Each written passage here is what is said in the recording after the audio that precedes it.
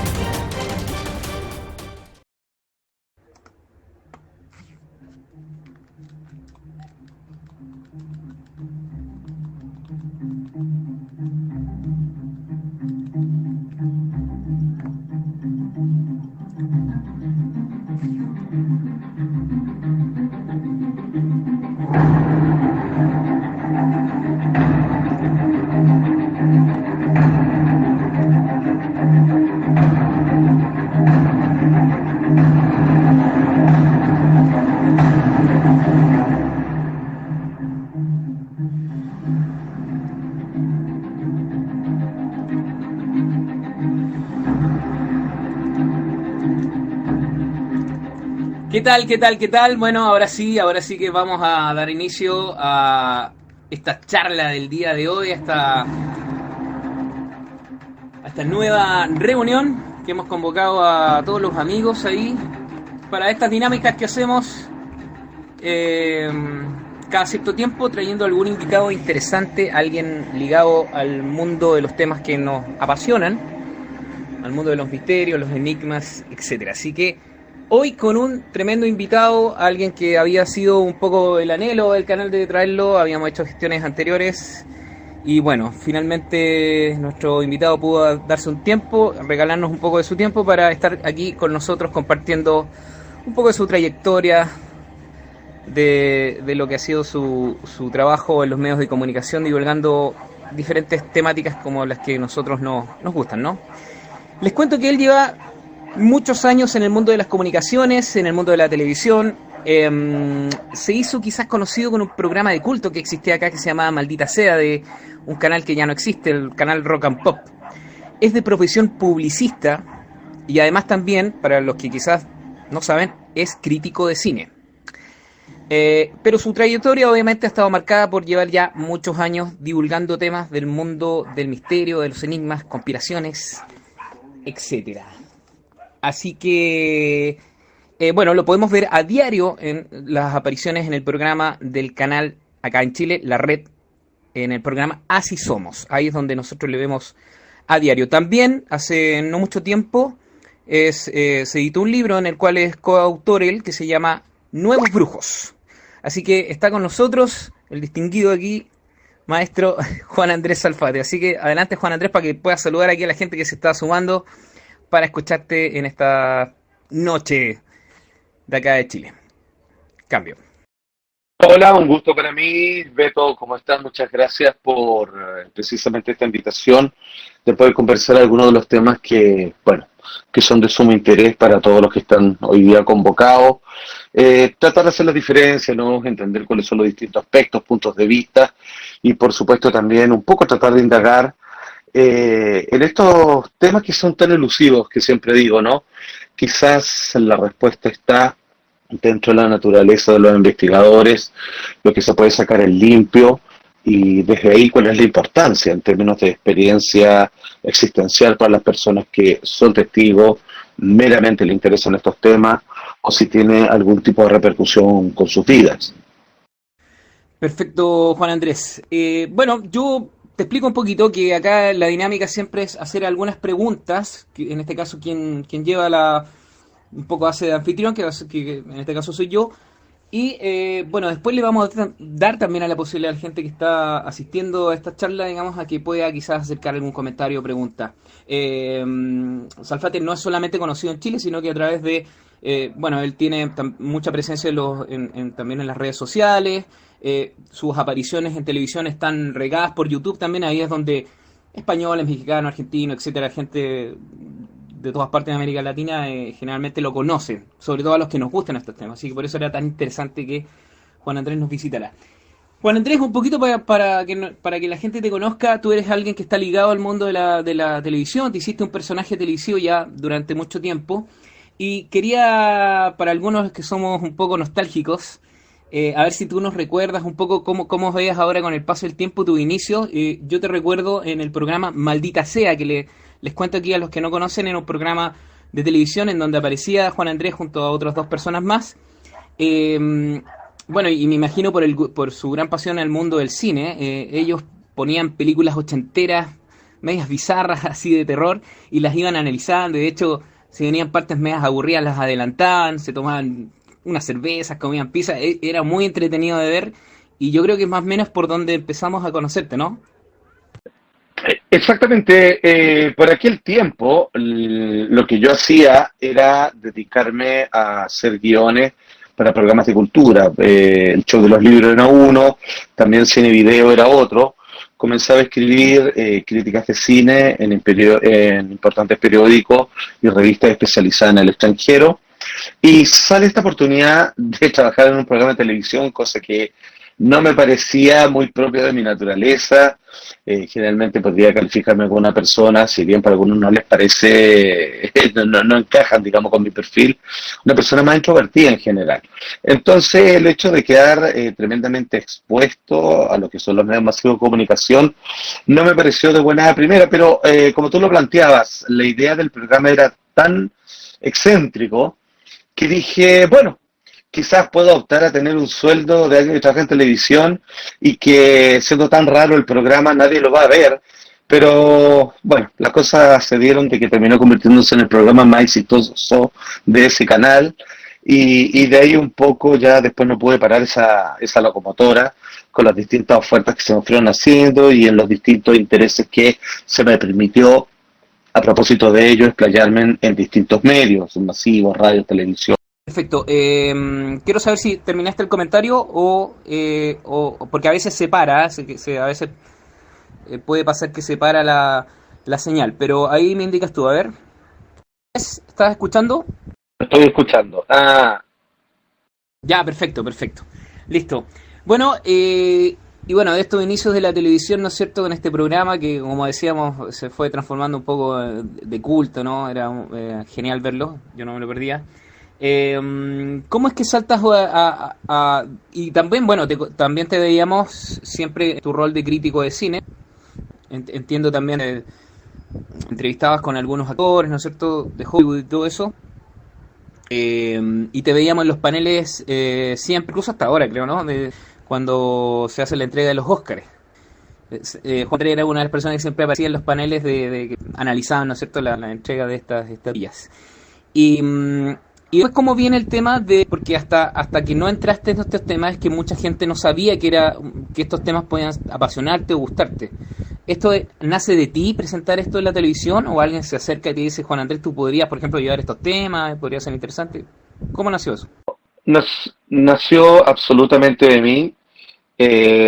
Simplemente pretendía tratar de instalar cosas nuevas temáticamente en términos de paneles y de diálogo con personas no necesariamente expertas, pero que hasta el día de hoy hay que entender que la gran masa del público siente de una manera intuitiva una atracción por aquello que no tiene una explicación lógica o científica o que se desencuadra del mundo cotidiano en el cual vivimos. Perfecto, muy bien. Bueno, ahí tú empiezas a tratar diferentes temáticas, ¿no es cierto? Básicamente conspiraciones, yo recuerdo al principio, después, bueno, el tema... Perdón, ahí vi que ibas a entrar, no sé si te habías caído en el anterior, a ver si... Juan Andrés, a ver, adelante. Muchos sonidos de fondo este programa que parece está vinculado a las personas que van ingresando al canal nomás. Así que les pido disculpas, me estoy recién familiarizando con esta modalidad de transmisión. Sí, dale, sí, sí. Al principio cuando uno no lo ha usado nunca puede pasar. Pero cuando está hablando una persona es solamente uno a la vez, no se te va a colar ningún ruido o algo extraño, ¿no? Porque estás transmitiendo tú, es una vez por persona. Así que, bueno, mira, te iba a preguntar por los temas que obviamente tú empezabas a tocar. Y bueno, te voy a tocar algunas de los temas que tú has tocado para saber un poco tu retrospectiva también en el tiempo, cómo los ves, cómo los veías antes, cómo los ves ahora. Por ejemplo, tú empezaste a tocar estos temas y tú quizás no proponiéndotelo, pero como que reflotó el tema de Friendship. Bueno, acá muchos ya saben que lo que es la historia de la isla Friendship, ¿no es cierto? ¿Cómo te acercaste a este tema? Y bueno, al parecer al tocarlo, a ti se empezaron a acercar algunas personas. Recuerdo que alguien te hizo llegar un libro. Cuéntanos un poquito sobre eso. Las temáticas que se tocaban en los programas finalmente surgió casi de manera espontánea, bajo el recuerdo del programa OVNI, el tema de lo que fue la isla Friendship y el tremendo impacto que tuvo en nuestro país. Entonces, tal como tú dices, lo que sucedió ahí fue exponerlo a modo de resumen para quienes no estaban familiarizados mucho con el tema, un poco las ideas que se plantearon en el par de capítulos que se le dedicaron de manera específica al tema de esta isla. Y posteriormente, claro, lo que hay que entender, no sé si les pasará a todos. Juan Andrés, por ahí de repente te perdimos. A veces puede pasar que la señal empieza a ser débil. A veces pasa, a veces no. Así que adelante, ahí te caíste.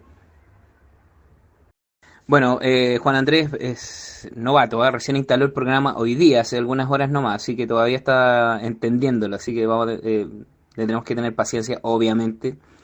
Eh, a veces sale esto, cuando yo digo te caíste es porque la señal se te cortó y te dejamos de escuchar. Eso, a ver si ahora puedes retomar. Me da la impresión que quizás la mejor solución es responder lo más corto posible frente a preguntas bien específicas. Dale, perfecto. A ver si nos puedes redondear un poquito lo que te preguntábamos por Friendship. ¿Cómo fue esto que golpeó y realmente empezó a crecer y fue un tema, yo creo que importante para ti dentro de lo que tocabas en el programa? Sucedió que al rememorar el impacto que tuvo esos capítulos en televisión pasados por mi relato, es que mucha gente interesada en el tema o incluso al punto de fanatizados por el tema, comenzaron a tratar de utilizar la plataforma del programa como una especie de recadero para aquellos que querían tener algún tipo de contacto o incluso la posibilidad de volver a reintegrarse y generar una comunidad propia, personal, me dio la impresión, con cualquiera que quisiera tener alguna conexión con la isla Friendship en particular. Obviamente, cosa que no se podía hacer, pero se generó toda una dinámica al respecto. Bien, muy bien. Oye, otro tema que yo personalmente recuerdo, yo creo que muchos, sobre todo acá, fue también todo lo que generó tu conexión, digamos, con el tema que en Chile obviamente estamos muy familiarizados con el tema sísmico, somos el país más sísmico del mundo, y luego tú haces contacto con esta gente de Brasil, con Haroldo Maciel también, ¿no es cierto?, que empieza a hacerse conocido acá, y también se genera toda una batahola, ¿no es cierto?, a raíz de los anuncios a través de esta gente que estaba haciendo como un nuevo método para poder predecir sismos, ¿no es cierto?, a través de un algoritmo, con la información que de hecho se podía obtener desde los diferentes departamentos sísmicos, ¿no es cierto?, que existían no solo en Chile, sino que en el mundo. Ahí ellos diseñaban a través de unos algoritmos lo que decían poder anticipar movimientos sísmicos. ¿Cómo fue todo eso? Cuéntanos un poquito. Haroldo Maciel, que es el nombre de este brasileño, que en conjunto con otro amigo y que actualmente se encuentra solo en este proyecto, era fanático, fíjate, a través de YouTube del programa en el que yo participaba y le gustaban los temas que yo planteaba ahí. Y a través de un intermediario logramos dar con él. Yo no tenía la menor idea de que había alguien que estaba proponiendo un sistema de pronóstico sísmico. Y claro, se generó toda una otra ola en la comunidad científica porque, por supuesto, era inaudito y contra toda lógica el planteamiento que ellos realizaban en la posibilidad lejana y por el momento impensable a partir de la academia de poder hacer un pronóstico certero. ¿Por qué funcionó? Digamos, ¿por qué generó tanto revuelo en la gente?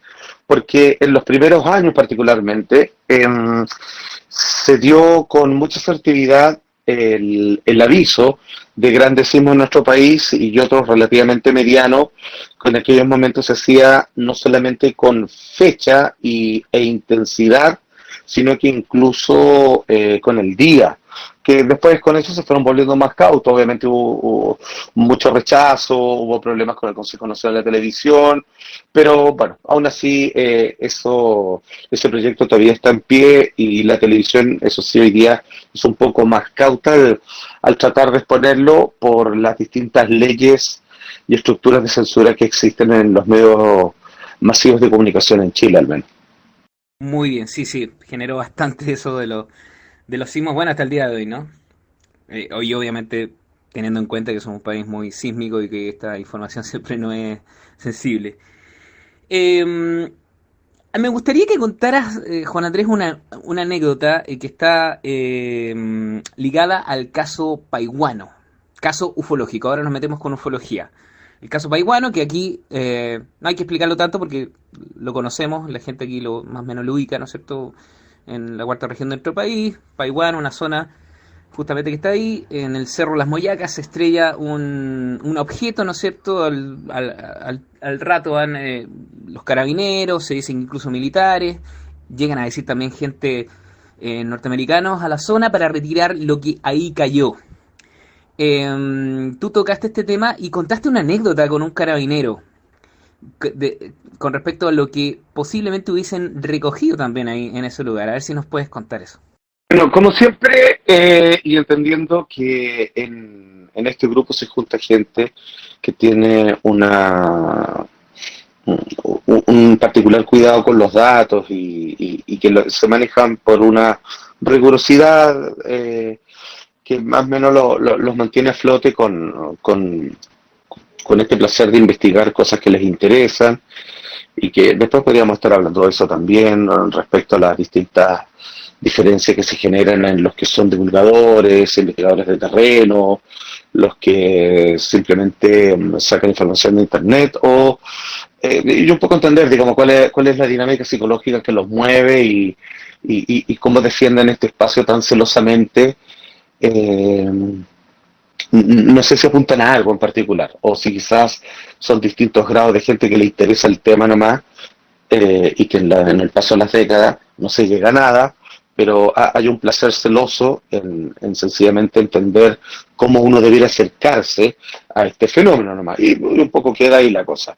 Pero lo que me pasó en aquella oportunidad, estaba participando, digamos, como presentador de explicar ciertos análisis literarios en la Feria del Libro que se estaba llevando a cabo en la ciudad de La Serena, el norte de nuestro país, y el capitán de carabineros que estaba a cargo, custodiando de que no hubiese ningún problema durante esta exposición literaria, me manda a pedir con un subordinado que se me pueda acercar a él, y él lo que me dice en breve es que él, varios años antes, cuando esto ocurre a fines del 90, ¿cierto? Como el 98, cerca del Valle de Elqui, es que él participó, que fue uno de los primeros carabineros que tuvo que acercarse al lugar en el proceso de acordonar, y que él daba fe de que lo que había visto ahí era una serie de grupos especialistas, algunos de características militares, otros de carácter científico, donde se mencionaba la NASA, a menos que fuese solo su interpretación, que retiraron una serie de restos de un aparato, incluso como de algo que él podía decir, personas accidentadas o cuerpos, que él apuntaba como que, pero es muy difícil saber, yo me pregunté mucho más, que parecían como seres pequeños. Yo no sé si en realidad lo que estaba haciendo era recalcar una historia que está en el inconsciente colectivo, de que es simplemente una persona más que encuentro una gran fascinación en estos temas nomás. Pero bueno, entendiendo que, por lo menos en aquella época, donde uno podía relativamente confiar en la voz de los carabineros, ¿cierto?, de la policía, la verdad es que no tuve mayores dudas frente a lo que me contó. No, y como anécdota está muy sabrosa, creo yo. Y mira, te digo, quizás está bueno hacer la aclaración. Acá lo que hacemos es una comunidad de gente que se junta diariamente a conversar de temas que tienen que ver con nuestro gusto, con el tema paranormal, ufológico, de historia, etcétera. Somos curiosos, digamos, gente entusiasta de estos temas. Hay algunos que son investigadores, de hecho, pero la mayoría más los motiva un ánimo, digamos, de curiosidad con estos temas, en donde nadie coloca demasiados reparos a cualquier. Uno está dispuesto a escuchar diferentes puntos de vista, y uno acepta, digamos, le abre la ventana a todas las posibilidades, creo yo, siendo las más extraordinarias a las que sean más que nos parezcan más lógicas. Así que en ese sentido no hay nadie aquí que esté sintiéndose dueño de la verdad ni nada por el estilo, así que te puedes expresar libremente de acuerdo a como tú a tu experiencia, ¿ya? Eh, Muchas de las teorías conspirativas que tú has tocado, que son también acá la hemos hablado y de manera muy sabrosa también, y que tiene adeptos variados, ¿no es cierto? Ha sido, por ejemplo, y te voy a nombrar algunas cosas que tú me digas que después del tiempo que tú las hablaste o cómo las sigues viendo en el tiempo. Empiezo con una, el HARP. En el caso de HARP, que es un proyecto real, cuyos documentos y hasta hace algunos años la página oficial estaba en pleno funcionamiento, de la cual se hablaba que era un emplazamiento en algún lugar de Alaska, que era para tener una medición más precisa respecto a los fenómenos climáticos que se desplazan generalmente del norte del planeta, ¿cierto? Cercano a los casquetes polares del norte, y que cuál podría ser sus consecuencias en algunas variantes del clima en los estados del medio de Estados Unidos. Esa era la presentación oficial.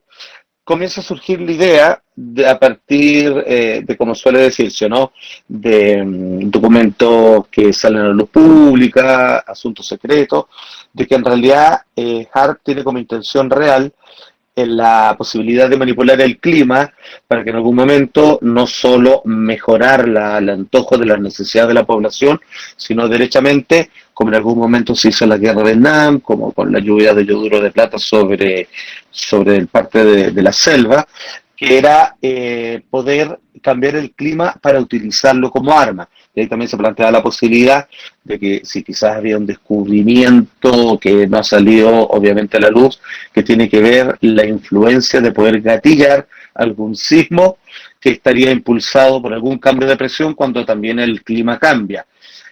Ahora todo, como que parece que vivimos en un mundo de conspiración, o que parece confirmarlo, es que hace muy pocos días China hace un anuncio mundial, que es que efectivamente ya están, luego de años de estudio, con toda la posibilidad de poder cambiar el clima. Lo que ellos dijeron, casi abriendo comillas, es que podían hacer llover, dejar de llover, hacer nevar y también interrumpir algún tipo de granizo que podría afectarlos a ellos. Si es que eso solamente llega hasta la posibilidad de necesitar algún fenómeno fluvial en este caso, o simplemente un cielo despejado, como en el año 2015 lo inició Vladimir Putin, que lo hizo para el 1 de mayo, ¿cierto? Cuando celebran la Segunda Guerra Mundial y el éxito que tuvo Rusia ahí, ya es un hecho, o sea, ya se busca manipular el clima. Si lo quieren utilizar como arma, eso ya es harina de otro costal, pero supuestamente el clima, con sus tornados, se ha convertido claramente en una de las amenazas junto con el cambio climático que las más fuertes han afectado a la humanidad. Entonces, si es que hoy pueden dejar o hacer llover y que después pueden hacer o no generar un huracán, bueno, estaría claro que hoy sería una especie de arma perfecta. Muy bien. ¿Cómo ve la conspiración de la llegada del hombre a la luna hoy, Juan Andrés Zafari? Yo creo que por las pruebas físicas que hay, y me refiero a la manera en que uno se puede incluso tecnológicamente generado una especie de diálogo con elementos que se encuentran sobre el suelo lunar, es indesmentible, ¿no? Que de las varias misiones tripuladas que han ido a nuestro satélite natural, eso no haya sucedido.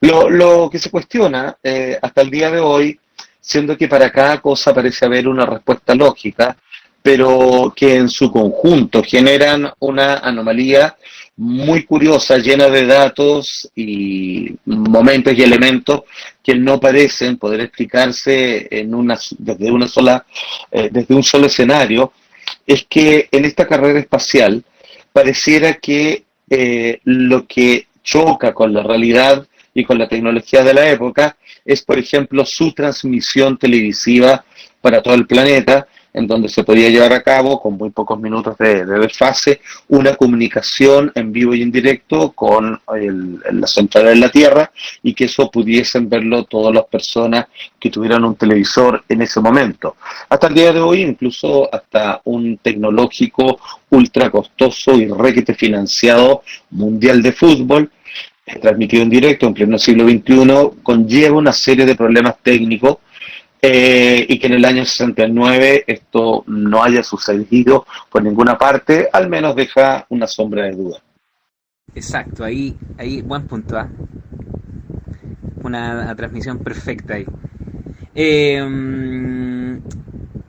Las Torres Gemelas. Las Torres Gemelas, a ver.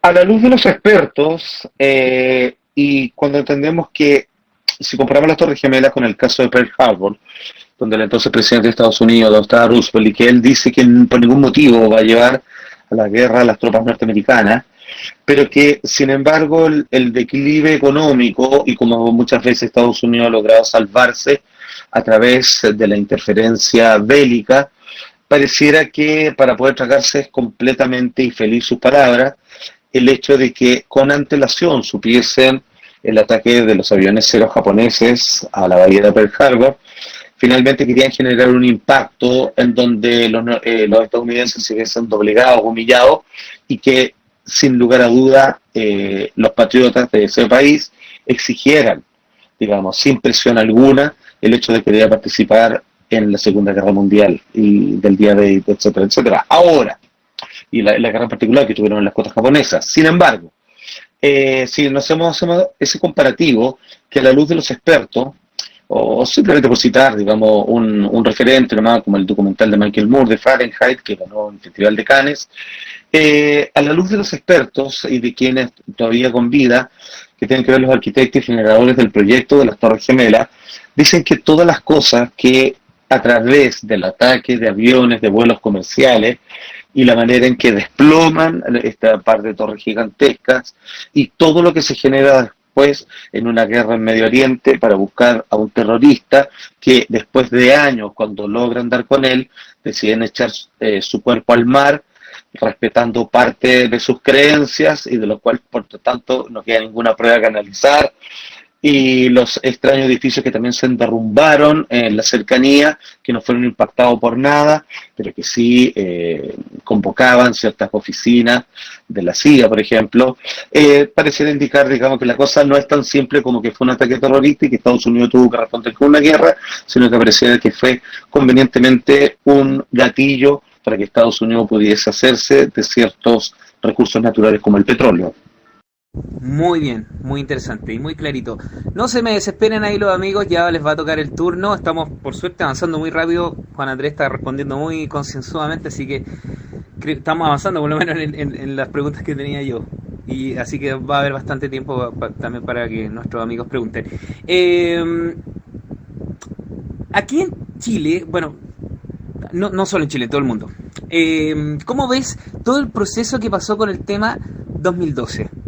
Las teorías, o el tema del calendario maya, todas estas teorías, todo lo que se generó en ese tiempo. Después se hablaba, ¿no es cierto?, que, bueno, muchos que decían que la cosa la interpretaban como que casi el fin del mundo, pero después también se hablaba, ¿no?, de una nueva, digamos, del término de un periodo para empezar otro, y muchos también hablaban de que este periodo venía como para dar un paso más adelante en nuestra conciencia y que vamos a tener una especie de evolución. Pero sin embargo, en los años, por lo menos desde el 2012 hasta acá, hemos venido viendo un poco lo contrario, ¿no? Una tensión en el mundo generalizada, como que han caído ciertas cosas, ciertos cánones, bueno, esa tensión, ¿no es cierto?, entre los países, esta pugna, esta nueva guerra fría quizás que existe entre China y Estados Unidos, ahora con el tema de la pandemia.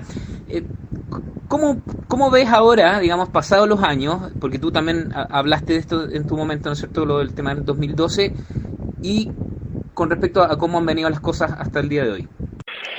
Hay que entender de que se generó todo un revuelo producto de que el calendario maya, al interrumpirse en los cálculos que nosotros podíamos llevar a un calendario moderno, terminaba de su proceso, digamos, del conteo de los días y los años, o de los procesos, digamos, lunares y solares, en esa fecha, a fines del año 2012, en el mes de diciembre, el 28, si mal no recuerdo, y que no solamente eso venía agrupado con una información respecto a un fenómeno muy certero y que no deja de llamar la atención con lo imposible que es de deducir desde esa cultura, ¿cierto? Sin tener los instrumentos adecuados, que era esta alineación que se generaba en los planetas y que apuntaba incluso con esta Grand Rift, que le decían que es como esta grieta que estaba en las cercanías del centro de la galaxia que nos comprende, como es la Vía Láctea.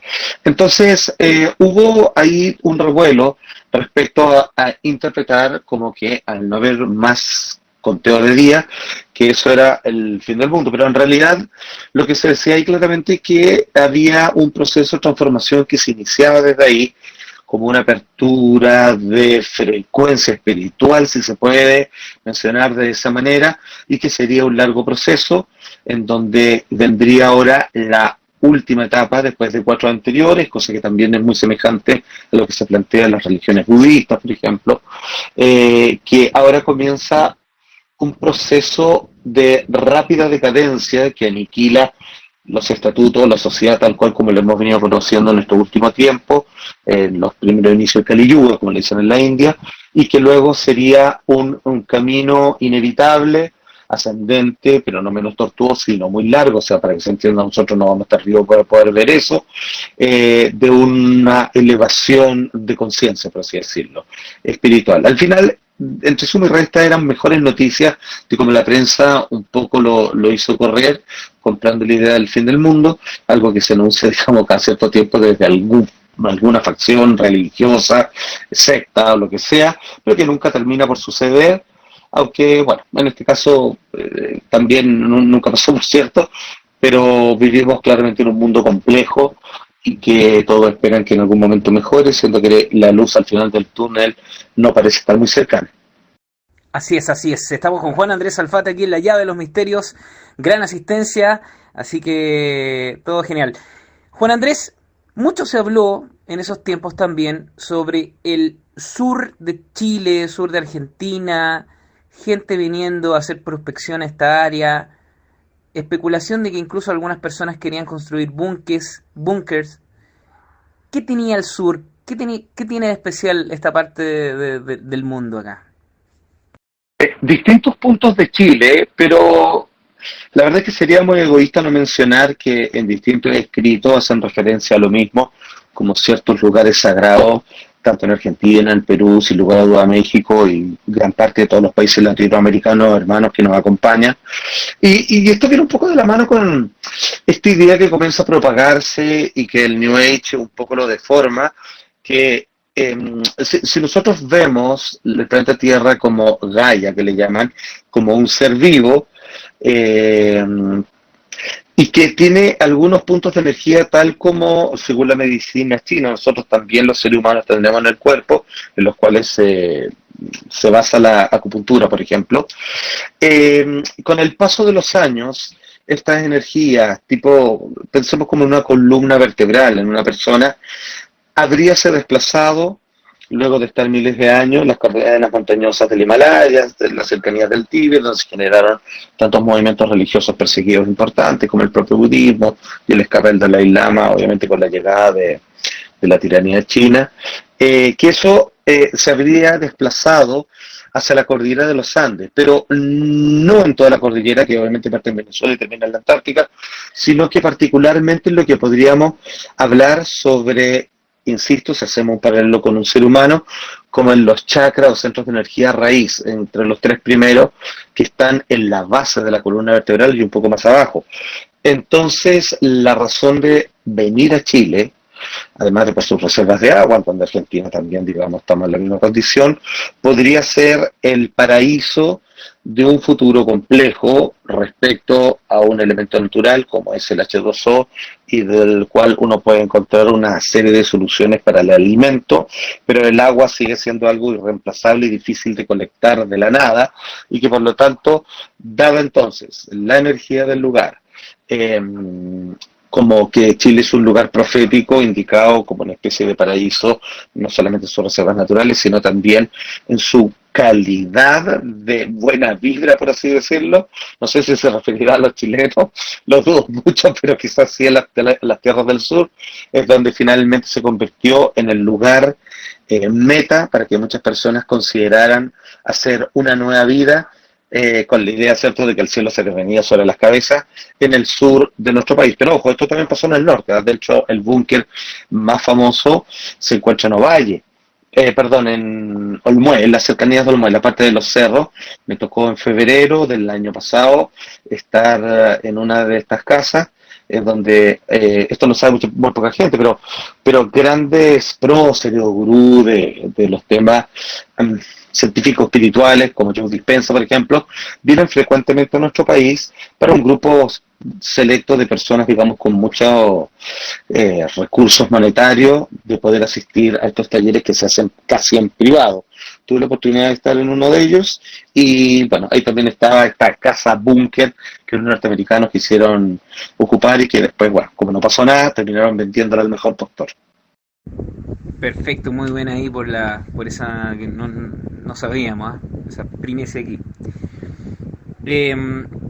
Bueno, ahí tocamos algunos de los temas de teorías de conspiración que Juan Andrés ha tocado en televisión, y hay muchísimas más que él ha hablado. Seguramente que alguno de acá se le ocurrirá otra y preguntará en su momento. Te quería preguntar, ¿qué impacto ha tenido en ti? Yo sé que, bueno, el fenómeno OVNI tiene un impacto en tu persona, y que tú incluso, de acuerdo un poco a lo que hemos escuchado en las últimas conferencias que yo he podido estar, tiene un impacto bastante personal, o tú tienes una visión muy propia del fenómeno, más allá de la búsqueda de la evidencia, que es un poco de lo que siempre pugnan los investigadores, ¿no es cierto? Tratar de reunir la mayor cantidad de datos como para poder establecer si es algo anómalo o no. Sin embargo, hay también una mirada un poquito más bueno, cómo procesamos esto y cómo nos puede servir incluso como para un trabajo interno. Y yo creo que tu mirada va un poco en esa línea, ¿no?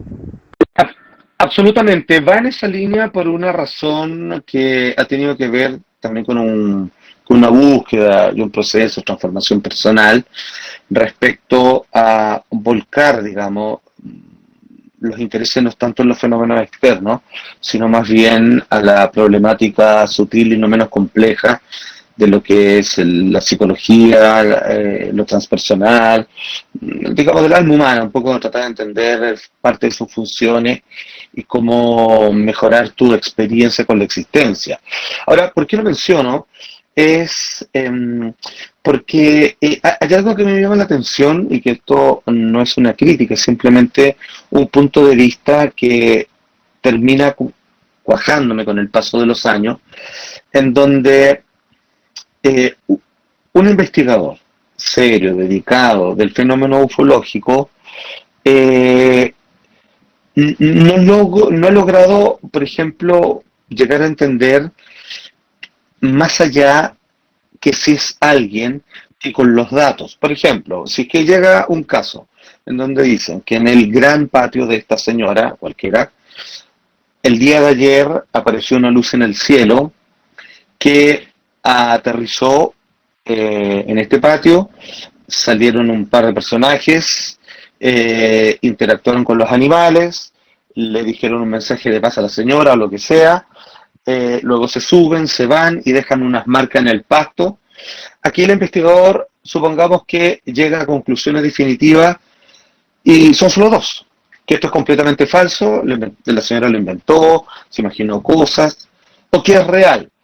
Y cuando llegamos al punto de que es real, cualquier caso interesante, complejo, lleno de detalles, y que puede confirmarse como hemos puesto el timbre a esto de que es algo que sucedió que es completamente verídico, es ¿qué hacemos con eso? Esa es la pregunta que yo me hago. O sea, yo puedo decir el tema me gusta, me interesa, me fascina, me genera una resonancia en mí. Me parece que tengo un llamado a con esto. Pero me da la impresión de que muchos de ellos han terminado, no sé, dejaron de preguntarse de por qué. Dejaron de preguntarse hasta ahí y se cayó la señal. Adelante, Juan Andrés. Lo que decía que se dejaron de preguntarse es qué los motiva a hacer esto. Porque tú puedes saber algo que confirmado como verídico, qué fue, pero no el para qué, de quién y cómo sigue de ahí para adelante. Y creo que los qué no son tan importantes como los para qué, o qué me pasa de aquí en adelante como testigo directo, o como quien le rebota esta información a uno. Entonces, toda dedicación a probar si algo es verdadero o falso está limitado a esas dos respuestas.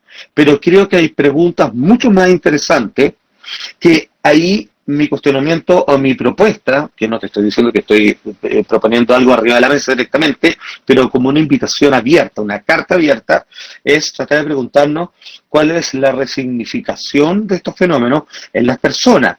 Por decirlo de alguna manera, es para qué le sirve, cómo le influye, a qué invitación le hace. Porque si no es así, simplemente estamos en un callejón sin salida en donde venimos acá para decir esto que se dice pasó o no pasó y ya está.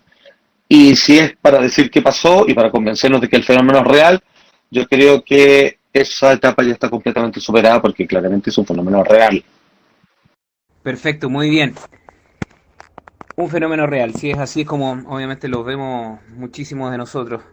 Eh, Experiencias paranormales, creo que tú has contado alguna. No sé si nos puedes indicar y hablar de alguna en particular sobre ese otro mundo que de pronto no comprendemos o se nos aparece, esa otra dimensión. No sé, bueno, en el mundo ufológico también se habla de la posibilidad dimensional, ¿no? No solamente la teoría extraterrestre, sino que también puede haber un tema dimensional. Y incluso algunos hablan de paraufología, o sea, como que el mundo paranormal mezclándose con el mundo de los ovnis. ¿Cómo ves tú eso?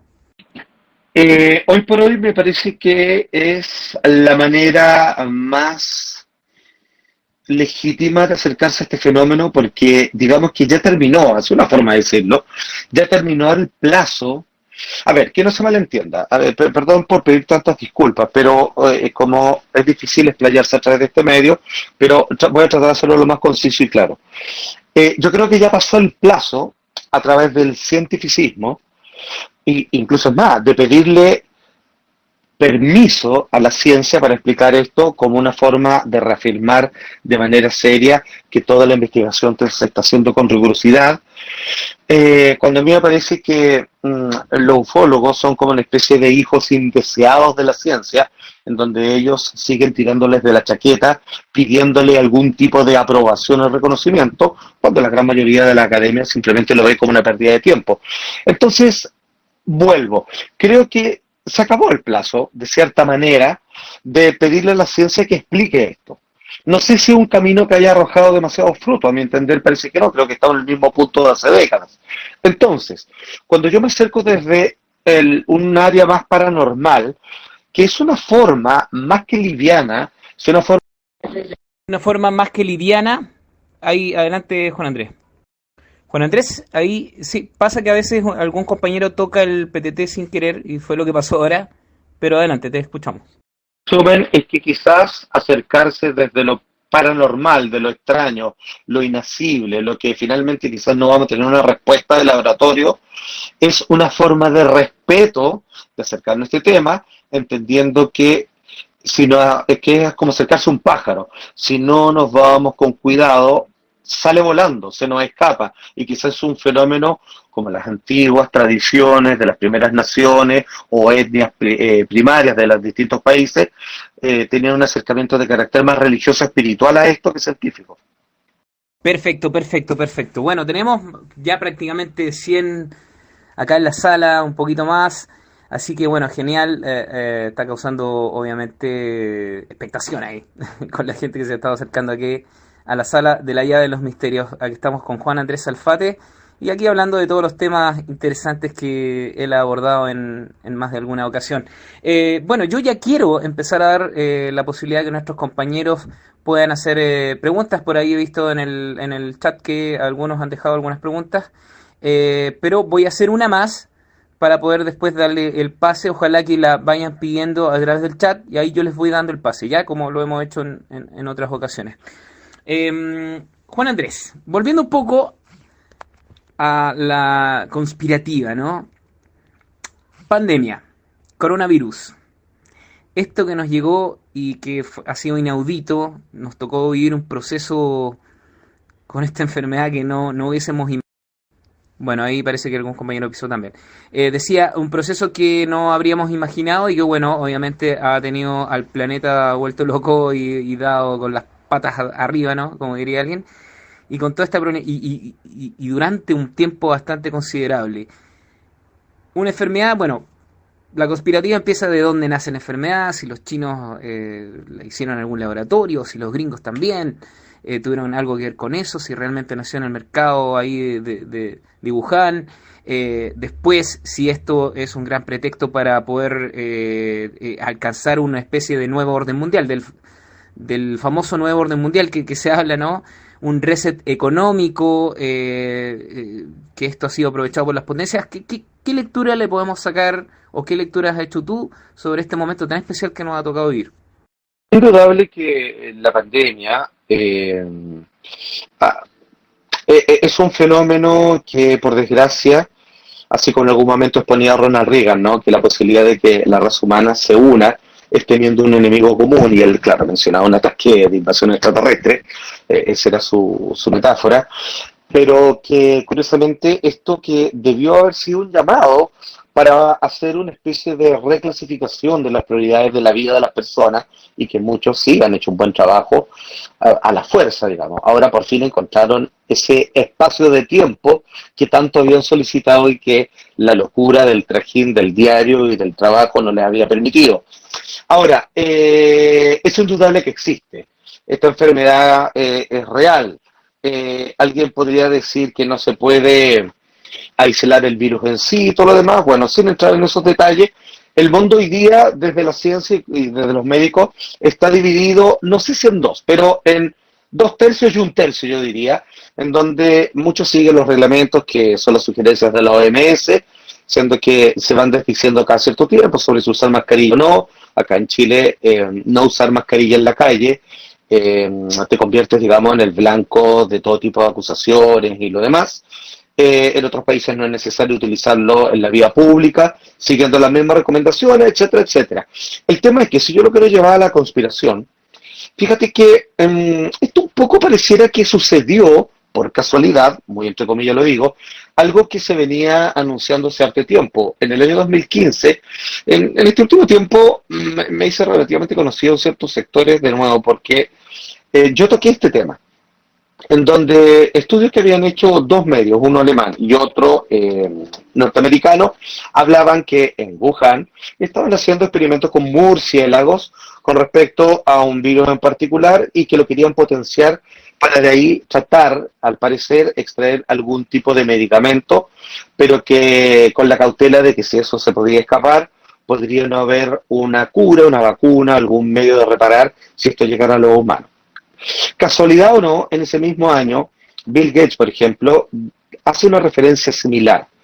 Pero el caso es que antes que de esto se formulara como pandemia, este hombre, cierto dueño de Microsoft, que sus temas tienen que ver con otras lindes, empieza a hablar que el nuevo problema en octubre, ¿cierto?, del 2019, ojo con el tema de los ataques de virus, que esto es lo único que nos debería importar y comienza a ejercer una serie de movimientos económicos que apuntan hacia ese lado. Meses más tarde, la pandemia sucede y es declarada como tal. Entonces, ese es solo un dato entre muchos otros, y de científicos desaparecidos, personas que están con nombre y apellido y que dicen que esto fue inventado.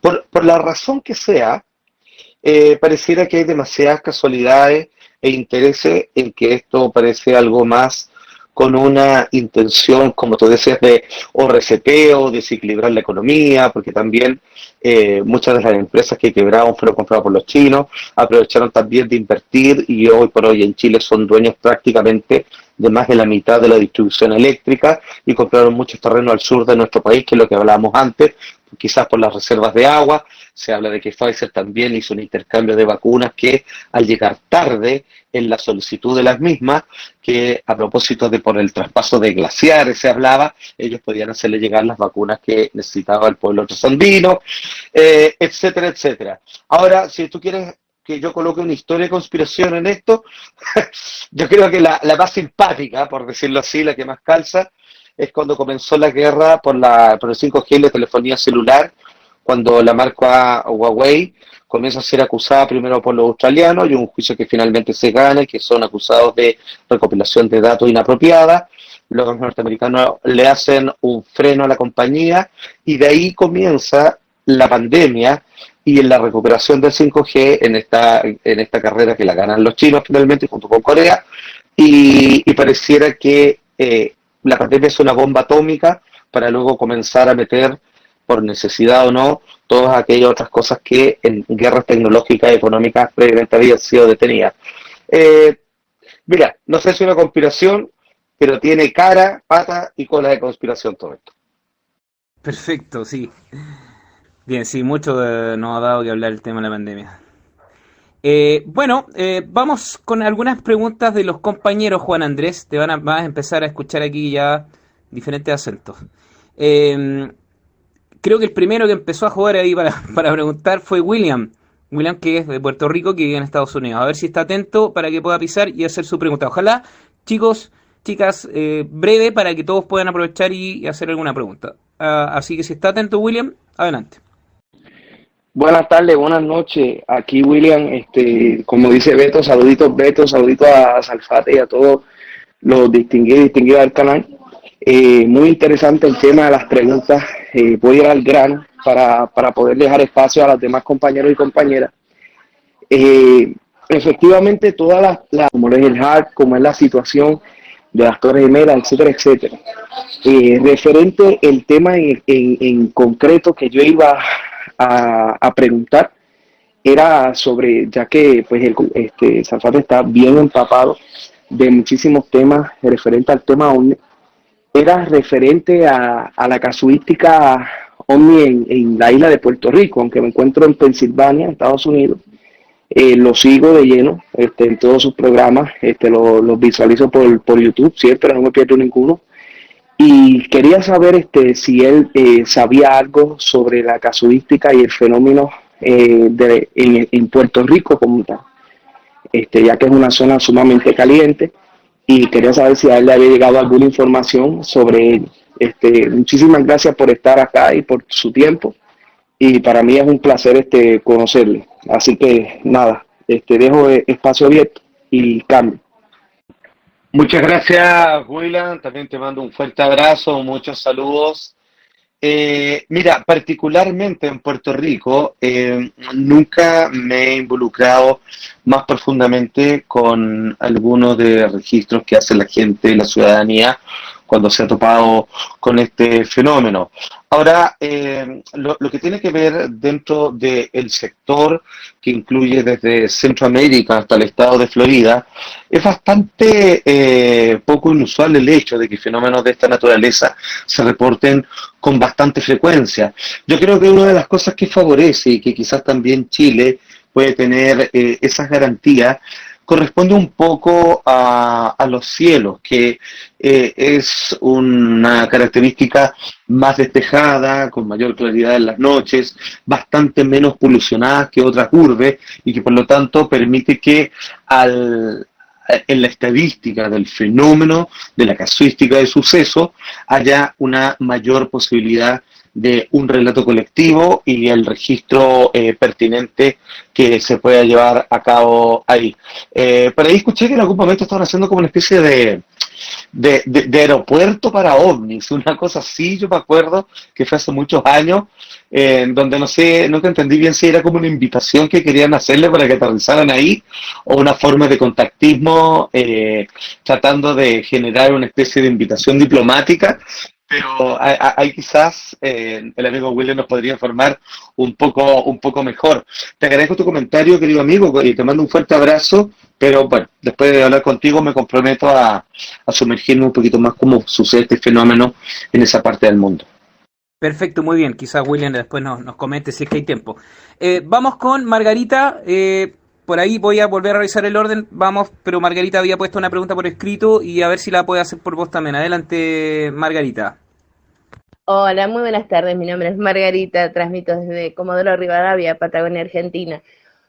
Saludos inmensos. Sí, mi pregunta es, después de todas esas campañas que hicieron para desprestigiarlo, eh, para silenciarlo también, ¿no? Yo me pregunto, ¿qué es lo que Salfate sabe que no quiere que divulguen? Si se puede decir de modo especulativo, sin decirlo directamente, usted me comprende. Muchísimas gracias por estar con nosotros y un gusto, una felicidad inmensa poder compartir un diálogo. Gracias, cambio. Ok, Margarita, te mando un fuerte beso, abrazo, muchas gracias por tu pregunta. Sin lugar a dudas que hoy por hoy, desde la pandemia de hecho, con las redes sociales, con las plataformas de comunicación clásicas, ¿cierto?, que congregan la vida basada en lo digital de las personas, como es Facebook, Instagram, Twitter, lo que sea, entró en un proceso de censura como yo nunca antes lo había visto y que más que claramente con una intención de ayudar, me parece que está incómoda con ciertos temas. ¿Por qué digo esto? Porque alguien rápidamente podría decir que están contra las fake news o con alertar o alarmar a la ciudadanía cuando se exponen ideas que están fuera del protocolo o que claramente pueden causar más alarma y disturbios y caos que algún tipo de orden o colaboración. Pero esa idea no me calza cuando prohíben, por ejemplo, hablar de los temas que estamos hablando acá, y sin embargo no le cierran las cuentas a personas que a veces hasta te explican con lujo de detalles cómo hacer una bomba casera o cómo, no sé, todo tipo de fechorías, digamos, y de delitos claramente socialmente planteados en cualquier cultura. Ahora, déjame contarte algo, Margarita. Yo en varias oportunidades he tenido que dar lucha fuerte, incluso con el gobierno, sobre todo cuando hice una investigación con respecto a los cambios de cédula de identidad en nuestro país, cuando la entonces presidenta que teníamos en nuestro Chile decide colocar en el cargo de lo que es el sistema de registro civil a un ex gerente de un famoso banco de nuestro país, y yo expongo cuáles son las verdaderas razones de por qué quieren cambiar y con qué características tecnológicas estas cédulas de identidad.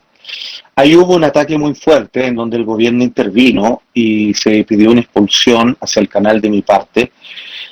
Fui apoyado afortunadamente y con el paso del tiempo se terminó probando de que todas las astucias que querían hacer, no solo en juntar dinero a propósito de una no necesidad de volver a crear nuevas células de identidad, sino que hay un proyecto bastante ahí enraizado de poder reidentificar a todas las personas con el paso del tiempo de la tecnología a partir del porte de estos carneros, cédulas de identidad. Y si tú quieres que yo te diga que esto les va a parecer a todos un poquito más loco, más ridículo, pero durante 3 años estuve trabajando con un grupo que, que tenía una localidad de un centro de medicina hecho por médicos franceses en la selva peruana, en el Amazonas, y me llegó una información que luego pude corroborar a partir de otras personas que se mueven en otras esferas del poder, Y que, bueno, quizás usted ha hablado, ¿no? Esto del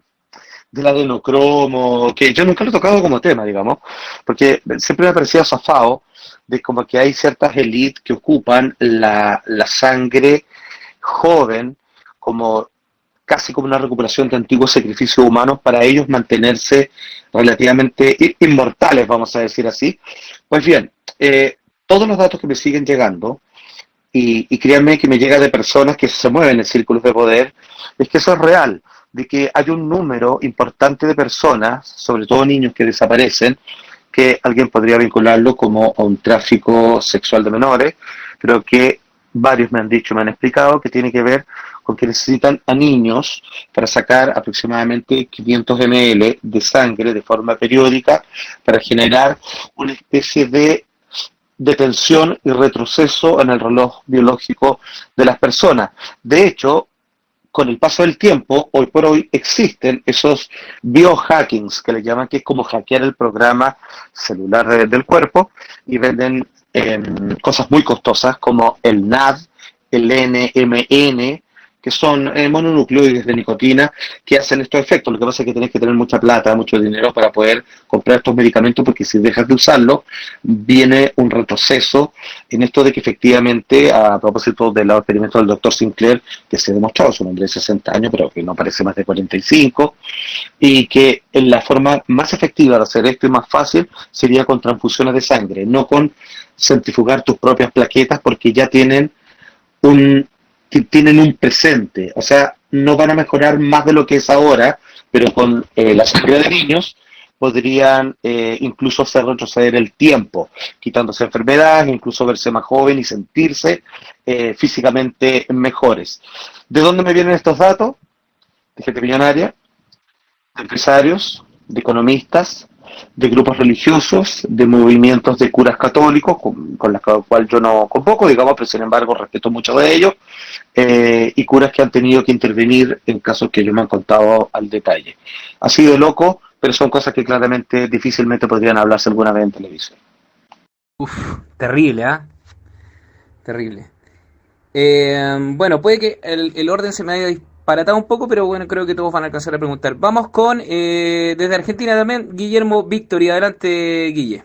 Hola, ¿qué tal? Buenas noches, ¿cómo te va, Juan Andrés? Bueno, como ya sabes mi nombre, Guillermo Víctor, y soy de acá de Buenos Aires, Argentina. El pasado sábado estuvimos compartiendo ahí en la conferencia de CEIFAC con el amigo Víctor, Rodrigo y demás, los Rodrigos, ¿no?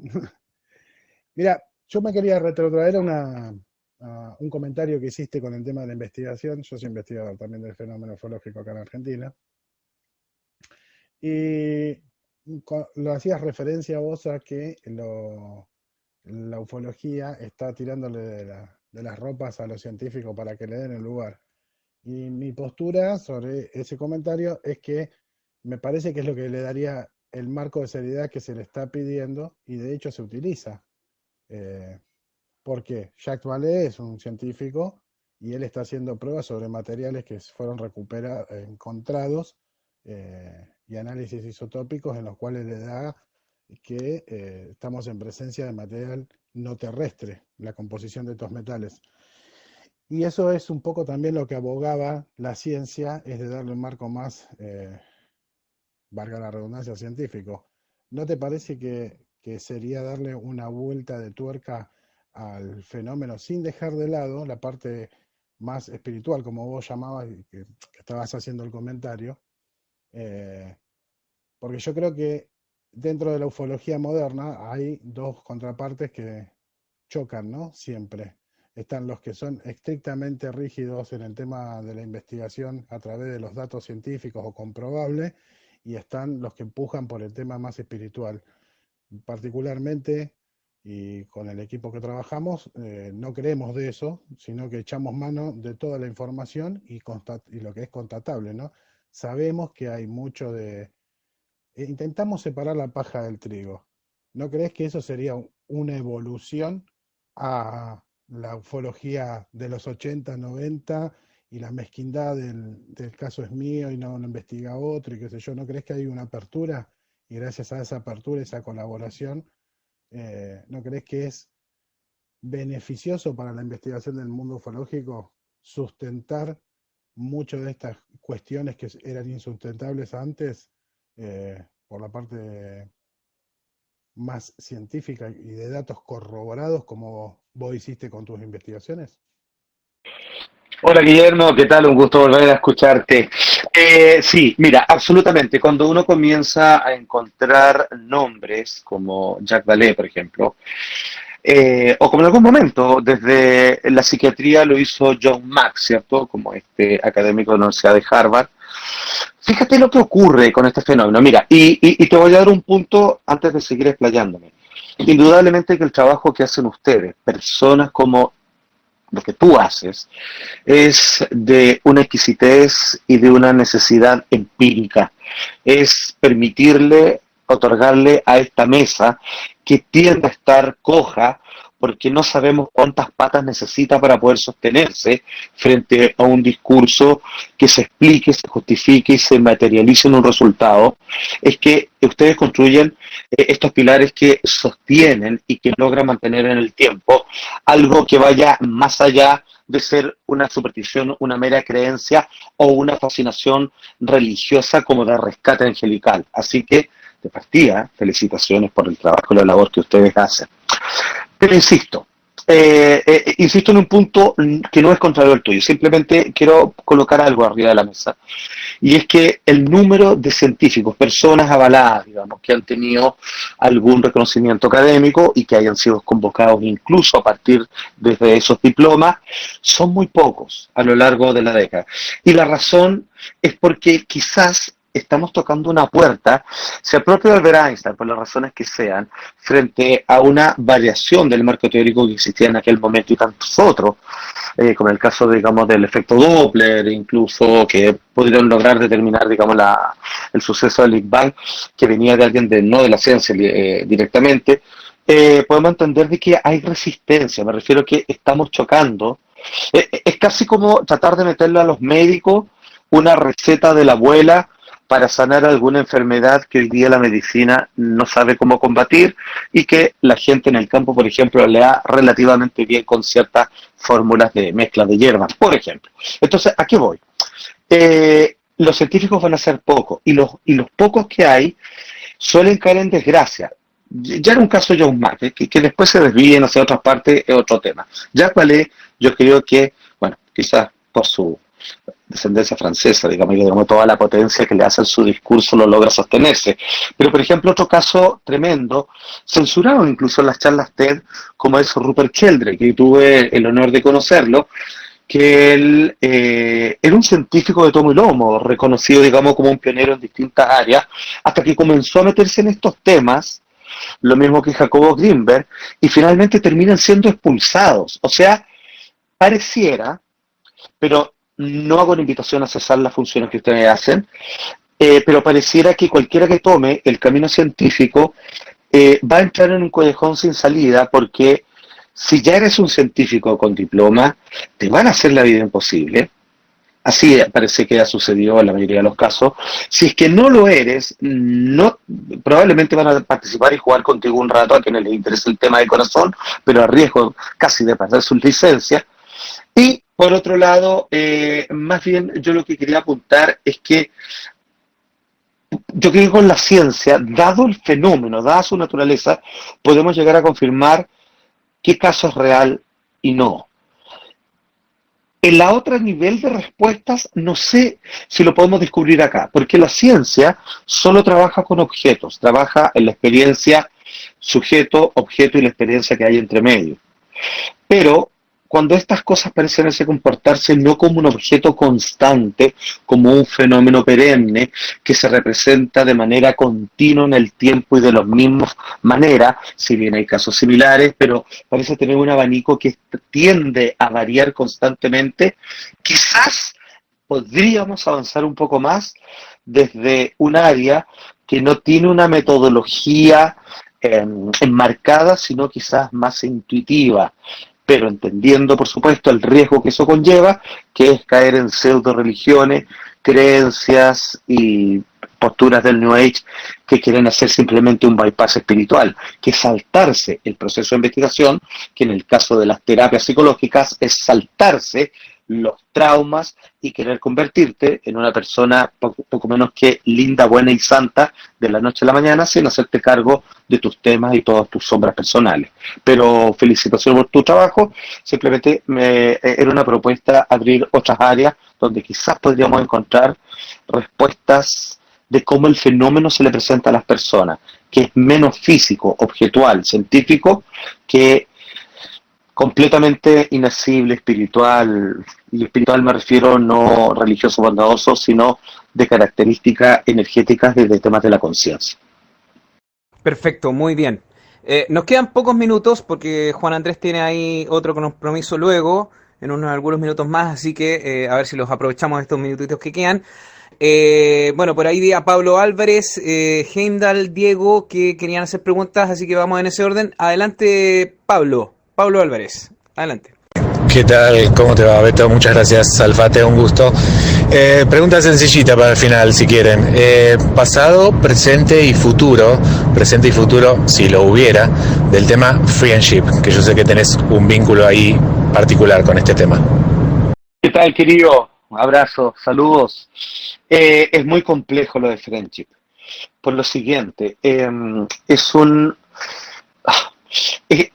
volvemos al tema sobre lo elusivo que es la temática ufológica vinculada a lo paranormal. Me explico.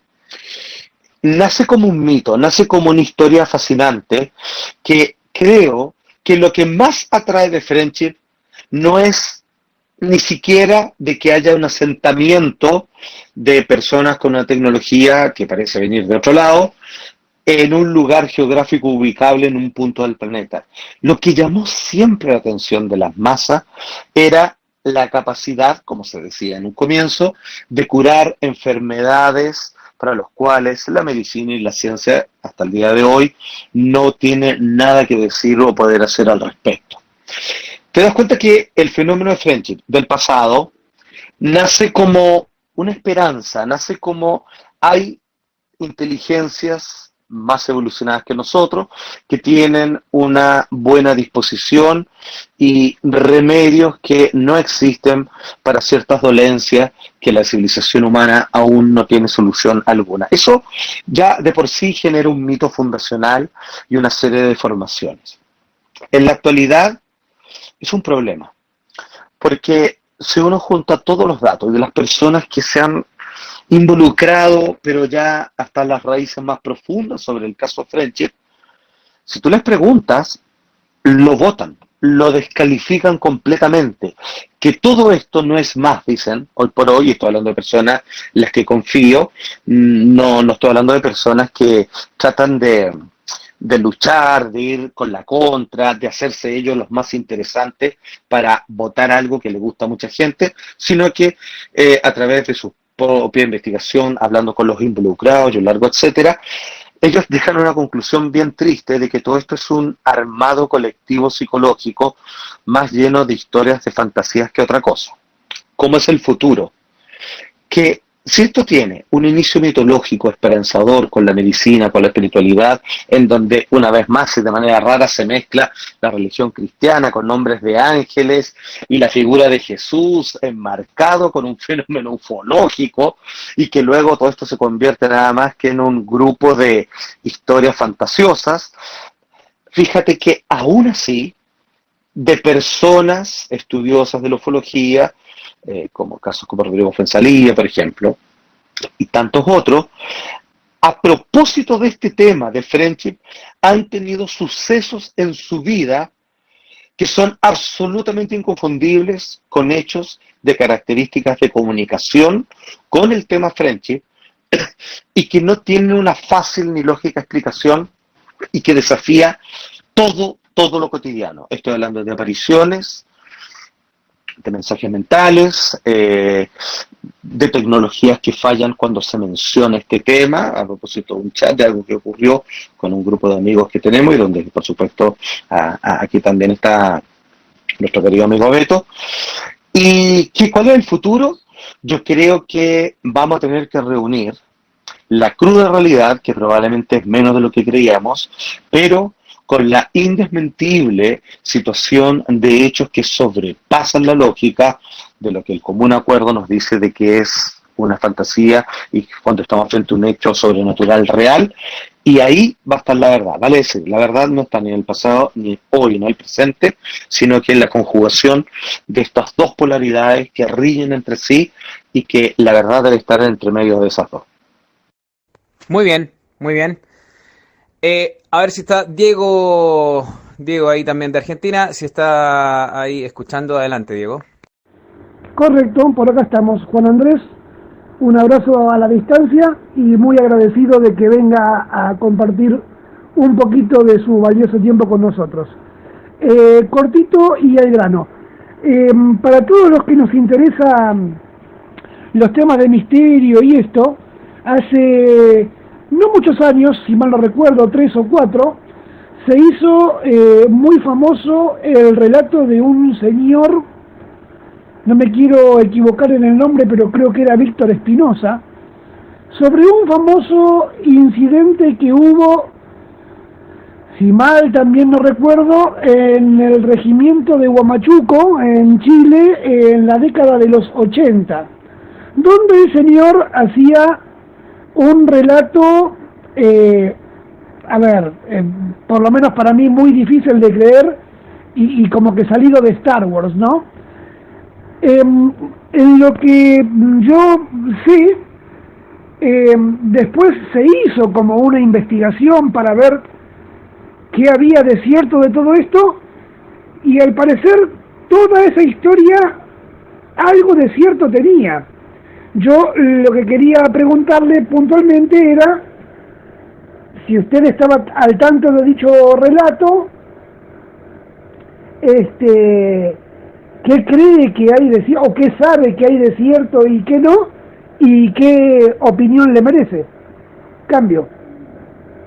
Hola, hola, ¿qué tal? Un fuerte abrazo de vuelta, querido amigo, y a toda la gente preciosa de la Argentina que veo que tienen una gran participación, que desde ya felicito, digamos, por la dedicación y nada, el buen cariño y la buena disposición que hay con respecto a estos temas en particular, que no siempre son bien compartidos por el resto de las personas.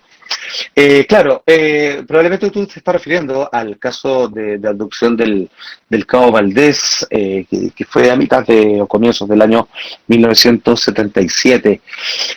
Claro, ¿cuál es toda la confusión que se genera con respecto a la veracidad o no de este hombre uniformado que prácticamente en plena pampa termina enfrentándose junto a sus compañeros con una extraña luz sobre la cual la ven como una clara amenaza, terminando en la desaparición frente a los ojos del resto de sus amigos, y para aparecer un rato más tarde con ciertos signos en su cuerpo como que hubiese pasado mucho más tiempo en su experiencia personal al tiempo vivido por sus compañeros, que se quedaron con los ojos abiertos viendo cómo este hombre desaparecía del Cabo Valdés. ¿Cuáles son los problemas que se han suscitado en el paso del tiempo? Una es que, primero, al ser un suceso dentro de las ramas del Ejército de Chile, es celosamente guardado, o sea, no es algo que se puede hacer tan fácilmente público, porque amerita una investigación celosa y reservada de parte de nuestros uniformados, y que, como todo soldado, de cierta manera, cuando no tienen una explicación, esto siempre tiene un sabor a derrota, ¿no? Vale decir, cuando nos enfrentamos con algo que no sabemos lo que es y que parecía tener el control de los hechos, la verdad que es algo difícil de reconocer porque no hay respuesta por la ciudadanía, y finalmente esa fue la primera piedra con la que nos topamos. Posteriormente, cuando ya se le permitió, ya estando esta persona fuera del uniforme, comenzaron a hacer sus comentarios, es que hubo muchos cambios de versiones, pero hay que entender por qué. En el caso del Cabo Valdés, este hombre pasó su experiencia a convertirse en un hombre religioso de la rama evangélica. La rama cristiana de los evangélicos, así como tantas otras, tienen una división de la fenomenología existencial del hombre frente a la incorporación y reconocimiento de las estructuras divinas como todo lo que hay entre medio, entre el mundo concreto de la naturaleza, de la Tierra, más las esferas celestes, donde estará Dios y todos sus santos, bueno, para los evangélicos no hay santos, estará la Virgen, Jesús, ya está, bueno, ni siquiera la Virgen, de hecho, son demonios. Por lo tanto, el Cabo Valdés entra desde una perspectiva que lo que le pasó fue una desgracia, y su interpretación es negar gran parte de los detalles que en su momento pudiesen haber estado vinculados a una experiencia de la conciencia espiritual bastante profunda, para negarlo y rechazándolo desde su consciente e inconsciente, que fue un encuentro con el mal, con fuerzas demoníacas derechamente. Luego, cuando sus compañeros dicen una cosa u otra también, y que lo van cambiando con el paso del tiempo, pareciera que asimismo no hay una claridad en los hechos de todo lo que se dice en la historia base, que uno la puede por ahí googlear, cuánto de eso es efectivamente lo que ocurrió. Pero frente a qué estamos, que se puede confirmar si hacemos una cuadratura de todos los testimonios, y que efectivamente se encuentran con una luz que es una fuente luminosa en el cielo, que no emite ruido alguno, que parece generar una especie de campana de silencio, activando una serie de temores muy primigenios en quienes estaban ahí testigos, en donde las armas son completamente inútiles contra esta presencia, que efectivamente se perdió o desapareció, y que algunos rasgos en su aspecto físico, también en las marcas del reloj, pareciera que hubo una alteración en el tiempo o algo similar. En concreto, y eso sumado a antecedentes que no pueden ser confirmados, pero sí no tengo por qué dudar de investigadores serios, de los cuales que además considero amigos, que en años anteriores lograron tratar de hacer regresiones hipnóticas con personas del área de la medicina muy bien calificados para hacer un balance lo más serio posible de este hecho. Es que durante la recuperación de memoria del hecho hubo una serie de manifestaciones de carácter tipo paranormal dentro de la consulta donde se está llevando a cabo esta recuperación de memoria a través de técnicas hipnóticas, lo que pareciera generar de que quedó algo ahí conservado, o que se repitió un fenómeno que el cerebro pudo volver a resignificar y a volver a manifestar en aquel momento. Parece que es un hecho completamente real, parece que, como suele ocurrir, hay que bajar un par de cambios, y no que amerita una investigación que no se puede llegar más allá, porque sus testigos, sus protagonistas, dado sus creencias filosóficas religiosas, no se lo permiten, o ya tienen una interpretación preconcebida que tienen la obligación de interpretarlo y hacérselo ver al resto como algo para nada benigno, ni siquiera simpático o curioso, sino como incluso algo despreciable, casi como si estuviéramos frente a una posesión diabólica. Muy bien, perfecto. Ya estamos pisando la hora que habíamos pactado con Juan Andrés. Pero vamos con a ver si una última. Está ahí de España, ahí estaba esperando su turno, que allá creo que son como las 2 de la mañana, parece. Nuestro amigo Heimdall ahí de las Islas Canarias. Adelante, Heimdall, no sé si estarás atento. Adelante. Muchísimas gracias, Beto. Saludos, don Salfate. Estoy gozando como un enano su entrevista. Espero que se repita. Infinitas gracias por compartir su tiempo. Batería de preguntas rápidas. Le iba a preguntar sobre Bob Lazar y el elemento 115, pero me retracto cuando usted habló sobre el adrenocromo. Es algo por lo que yo estoy olfateando. Quería preguntarle una pequeña ráfaga de preguntas. Por mi propia incluso investigación, o ya le digo, olfateo, le agradecería si podría decir si esta extracción del adrenocromo es por medio de cultos satánicos, cultos sumerios antiguos. Seguro que le suena la deidad Moloch. ¿Qué puede hacer la estatua de Moloch por ejemplo, en el Vaticano, por ponerle un ejemplo? Y en caso de que sea, si puede ser el mero uso del rito satánico, digamos, en la extracción, en la excusa para poder extraer eso, o realmente hay un culto antiguo o algo que tenga que ver con ese tema. Me interesa mucho y le agradezco de antemano todo. Muchas gracias, Cami. Gracias, querido amigo, te mando un fuerte abrazo de vuelta. Sí, bueno, cortito, lo de Bob Lazar es interesante. El último documental que se hizo al respecto de él, que trató de ser el hombre lo más objetivo posible, con cuestionamiento, una vez más, quedan cosas que es difícil de explicar, en donde hablamos de un científico que no se pueden rastrear sus antecedentes académicos como tales, y sin embargo él puede demostrar a partir de ciertos documentos donde parece efectivamente haber participado con los timbres adecuados, pero que parecen haber sido borrados de todas las fichas que lo califican como haber participado dentro de distintos proyectos. Parece demostrar tener conocimiento, pero según otros dicen que en realidad no entiende lo que está hablando, pero de Neil deGrasse también han dicho lo mismo, que es un científico conocido, ¿cierto?, la serie Cosmos, pero que ha dicho cosas tan absurdas a veces, como la ubicación de la Vía Láctea, por ejemplo, que pareciera que se equivoca en el ABC de los asuntos científicos. Entonces, bueno, da para todo, ¿no? Pero es interesante lo que él plantea, sobre todo los registros que hace, porque nos podríamos quedar con la historia, pero finalmente le entrega desde Nevada, digamos, un par de registros que hasta el día de hoy llaman bastante la atención, sobre todo con la certeza de las fechas que sabía dónde se llevaban a cabo estos proyectos secretos. En fin, con respecto al tema de la sangre, como te digo, es un tema bien delicado, porque son de estas cosas que a veces uno hubiese preferido ni siquiera saber. Pero al igual que como tú dices, de esta deidad con forma de búho, lechuza, a los cuales se le regalaban, ¿cierto?, el poder de la sangre, o también en algún momento sobre que el hombre que ocupa el billete de $50, como es Benjamin Franklin, y sobre el uso de transporte de la electricidad con su cometa y su famosa llave.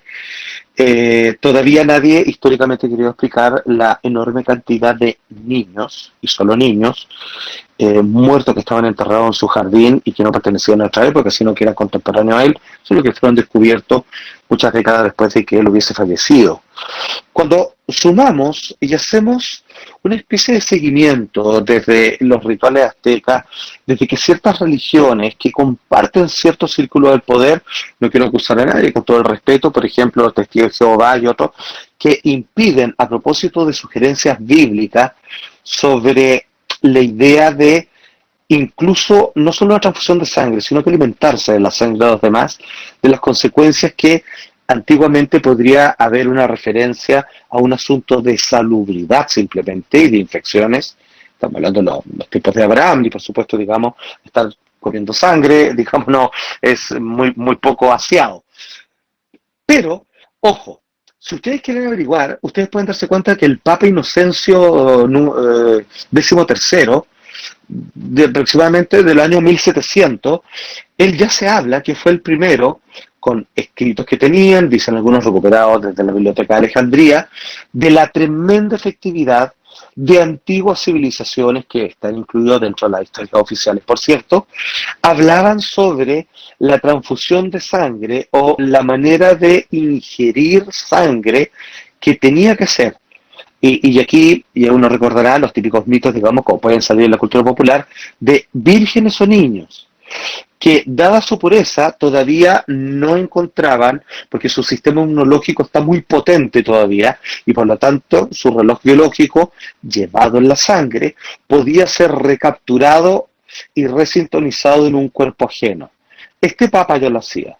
Sí, que tal como a mí me ha llegado esta información, que incluso, les digo, la primera vez que lo escucho, me parece que algo demasiado zafado, me parece que algo que está demasiado fantasioso, conspirativo, cuando comienzo a juntar los datos y las personas me empiezan a decir que efectivamente sí lo llevan a cabo y que hay toda una red de secuestro de menores de edad, generalmente de escasos recursos, para hacerse una transfusión constante, vale decir, arriendan un humano para alimentarse de él cual vampiros, y el mito de los vampiros, que por beber sangre y que son inmortales, parece ser muy similar a esta misma idea de base, pareciera que, o dos cosas, querido amigo, o aquí estamos frente a una respuesta colectiva, del inconsciente colectivo, a un mito intuitivo que tiene que ver con la sangre, la inmortalidad, los vampiros, los antiguos sacrificios, o efectivamente, esto es un hecho que a lo largo de las centurias y los milenios se ha seguido conservando, solo dentro de círculos de poder, y que claramente esto riñe absolutamente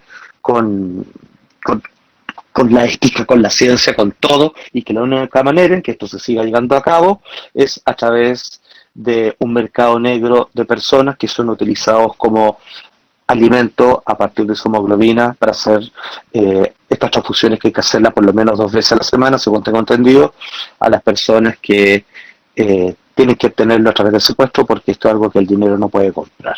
O sí lo hace, pero no en mercados regulares. Terrible como suena, loco, zafado como suena, pero si yo tengo que hacerme cargo de lo que dice un cura a cargo de un movimiento religioso en la sexta región de mi país, y que él me cuenta con las cosas que tiene que batallar, que no tengo por qué dudar de aquello, que es bien reconocido por el Vaticano, este cura. Luego lo que me dicen estas personas que tienen la vida hecha, que no tienen problema económico nunca más, que no saben lo que es trabajar, nunca han recibido un sueldo, un salario, y me dice que algunas veces han sido invitados a estas cosas, y que algunas personas que conocen sí reciben sangre, de cuyo origen prefieren no mencionar. Pareciera que estamos frente a una problemática que incómodamente y difícilmente nos vamos a poder dar cuenta. Así como habían abusos sexuales de menores en la iglesia, por siglos, por miles de años, bueno, no por miles, ya por siglos, y que en algún momento se destapó, e incluso todavía hay gente que puede creer que eso no es posible, que cómo va a ser. Supongamos que en algún momento se sabe, y con toda la resistencia cultural que eso amerita, de que por siglos han existido personas, y lo siguen existiendo, que secuestran personas jóvenes para alimentarse de su sangre, para así mantenerse jóvenes. Así de loco como suena, bueno, es un mundo raro, es un mundo lleno de misterio en el que vivimos, y este puede ser uno más, uno peligroso, por cierto. Perfecto, perfecto. Estamos con Juan Andrés Salfate. Ya estamos prácticamente en la hora, de hecho pasado, pero te quiero preguntar, Juan Andrés, si hay posibilidad para ahí un compañero que estaba pidiendo la palabra, si, a ver si tenemos tiempo. Tú me dices. Démosle uno más, ningún problema. Perfecto, perfecto. Así que atención ahí a nuestro compañero Juan Vidal, que estaba pidiendo la pregunta desde hace algún rato. Adelante, Juan. Muchas gracias, Beto. Saludos, Alfate. Un gusto, compañero, siempre siguiéndote en las redes. La pregunta siguiente, que ha dado mucho que hablar, muchas personas lo platican en diferentes versiones, y la pregunta es si tú estás al tanto sobre el tema de las vacunas, que por cierto para mí no estoy en contra de ningún tipo de vacuna, sino que obviamente cuestiono por un tema de salud, que obviamente proviene de una persona que ha financiado todo lo que está relacionado con la Monsanto, el tema de los abortos, entre otras cosas que en realidad afecta a la comunidad, a las personas, y por ende ahora obviamente está financiando también al tema de las vacunas para el COVID-19. Entonces, obviamente da como un poco de inseguridad colocarse una vacuna que provenga de una persona que obviamente no le importa la salud de las personas o que se mueran o cosas así. Entonces, la pregunta siguiente, no sé si tú estás al tanto sobre el tema de las vacunas. ¿Qué opinas respecto a ella? Porque se ha visto muchos problemas en personas que han producido alergias, problemas crónicos de salud, cosa que antes nunca lo han tenido, entre ellos también médicos, personas atletas, personas muy importantes que son muy estrictas a nivel salud y nutricional, y personas también normales que también fueron afectadas. Y la pregunta es esa, si tú tienes alguna información respecto a ese tema para poder compartir junto a nosotros, Salfate, según tu opinión y según si tienes alguna información que los puedas brindar. Cambio. ¿Qué tal, amigo? Muchas gracias. Mira, es una pregunta cuya respuesta voy a tratar de hacerlo lo más completa posible, desde un punto de vista personal, por supuesto, basado en todo lo que he conversado con una gran cantidad de médicos a favor, en contra, y otros eruditos, debo decir, no son simplemente profesionales, son eruditos en la materia, Quiero partir con lo siguiente. Aquí la problemática mayor del tema de la pandemia es que no logran dar con la respuesta de por qué le da, con síntomas terribles, digamos, que lo mandan a hospitalizarse, perdón, por qué le da a alguien y a otros no. ¿Cuáles son las condiciones? ¿Qué deficiencia vitamínica? ¿Qué condiciones de alimentación? ¿Alergias? Genoma X? Hace que a alguien le dé y a otro no. Cuando una persona se contagia en la casa y termina, digamos, por 3 meses entubado, y los que están al lado, de distintas edades, que por estadística deberán ser más proclives, sin embargo no les pasa absolutamente nada, teniendo contacto estrecho, incluso íntimo con la persona que acaba en el hospital. No lo sabemos. Creo que esa es la pregunta más importante que habría que hacer. Entiendo que la emergencia es evitar que la gente se muera de esta enfermedad y en una segunda instancia que no colapsen los sistemas sanitarios para poder hacerse cargo de las personas que caen gravemente enfermas, aunque finalmente logren zafar con el tiempo. Claramente, quienes están detrás de la vacuna, a ver, acá hay algo que no es menor. Las vacunas, las empresas farmacéuticas, durante los años 70 tuvieron tal nivel de demandas millonarias que corrían peligro de entrar en bancarrota. Como el negocio era tan amplio en tanto medicamento, que dejaron de hacerse vacunas. Y muy pocos se atrevían a hacerlo porque tenían que confrontar, en caso de que hubiera problemática con algún paciente, era de mucho riesgo y no valía la pena. Hasta que, en el año 86 aproximadamente, por petición del Estado, se generó algo que luego se propagó a casi todo el mundo, es que las leyes permiten que, entendiendo que bajo la buena fe que las empresas farmacéuticas hagan vacunas, están haciendo su mejor esfuerzo dentro de todo lo que saben, así que no pueden haber leyes ni sanciones si es que alguien la pasa mal o incluso puede morir por ser inoculado, porque simplemente no estaba en la intención de los creadores, sino que es algo que ameritará un estudio posterior, pero que no se pueden hacer cargo. Cuando pasó eso, todos...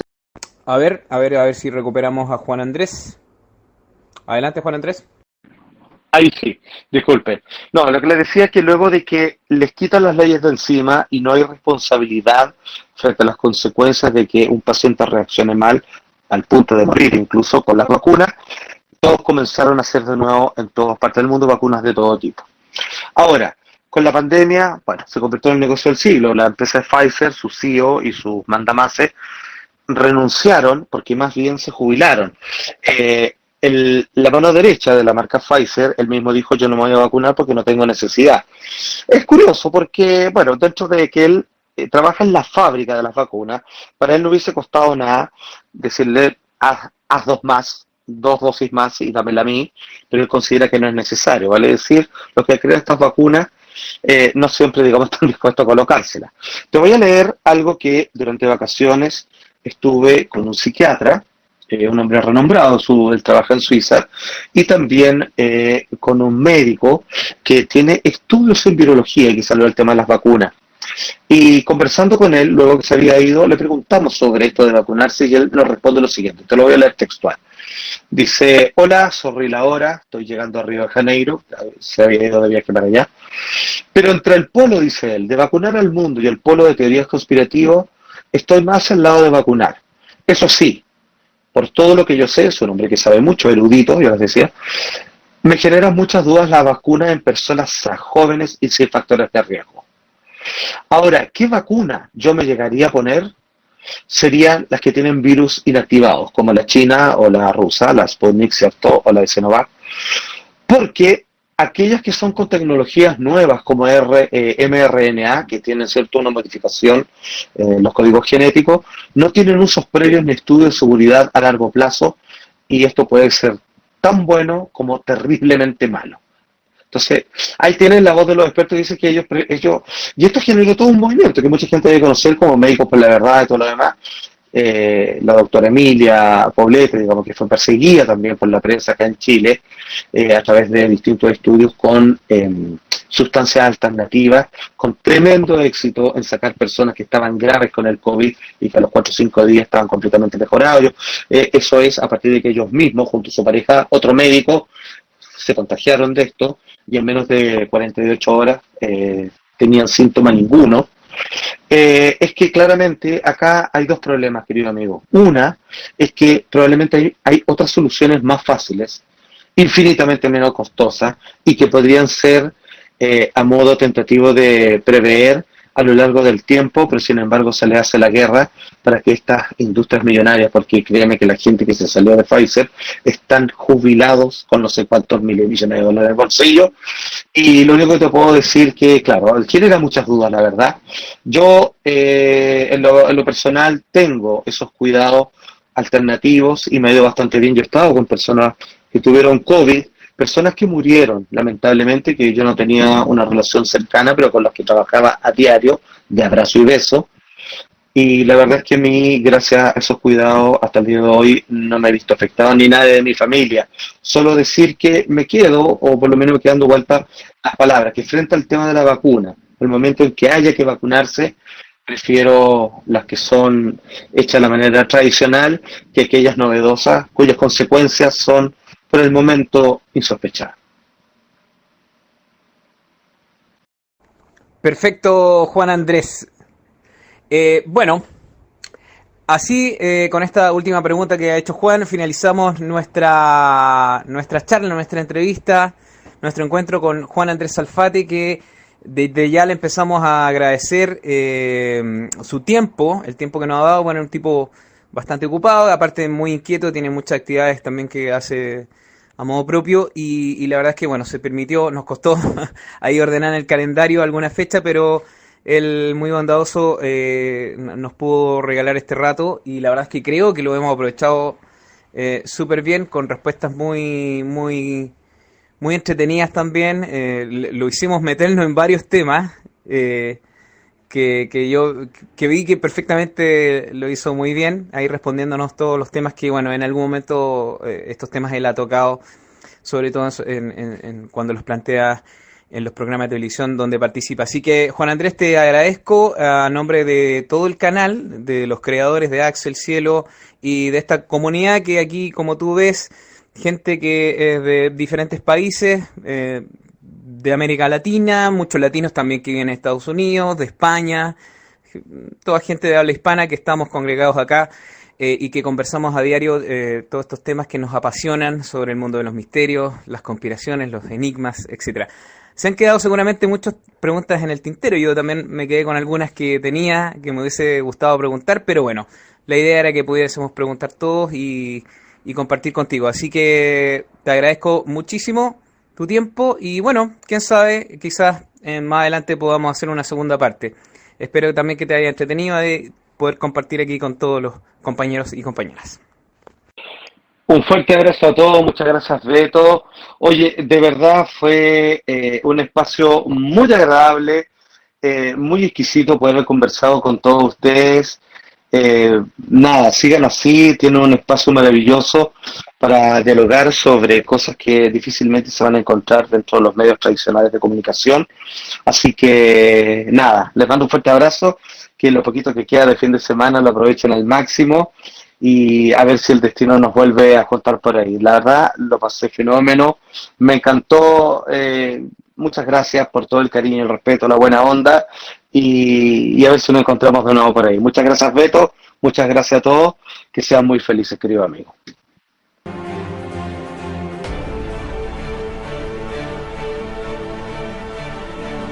Entra a todas nuestras redes sociales.